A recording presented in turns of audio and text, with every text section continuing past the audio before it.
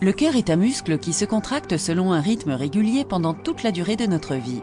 Chaque battement est stimulé par un signal électrique généré par le système de conduction du cœur. Un cœur normal bat 60 à 100 fois par minute. Parfois, suite à un problème au niveau du système de conduction, le cœur bat trop rapidement, trop lentement ou encore de manière anarchique et irrégulière. Un examen dénommé électrocardiogramme ou ECG permet de mesurer et d'enregistrer l'activité électrique du cœur.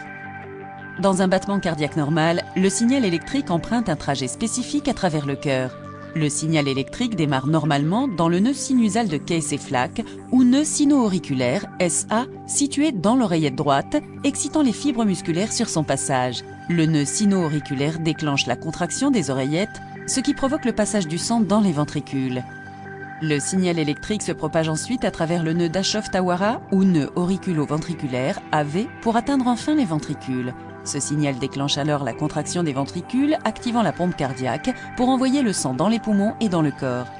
La tachycardie est un type d'arythmie ou d'anomalie du rythme cardiaque dans laquelle le cœur bat plus de 100 fois par minute. Il existe de nombreux types de tachycardie, mais la forme la plus courante et la plus grave est la tachycardie ventriculaire. La tachycardie ventriculaire se produit lorsque l'activité électrique du cœur démarre dans les ventricules plutôt que dans le nœud sino-auriculaire. Dans ce cas, les ventricules battent plus vite que les oreillettes.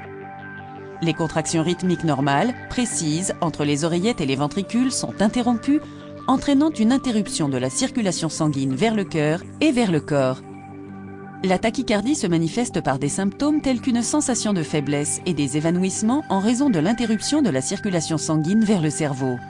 Elle peut être provoquée par de nombreux facteurs, notamment par un effort physique et le surmenage. Toutefois, une tachycardie peut entraîner des lésions si elle est prolongée et persistante et si la cause sous-jacente n'est pas traitée. Le traitement de la tachycardie est médicamenteux et ou chirurgical.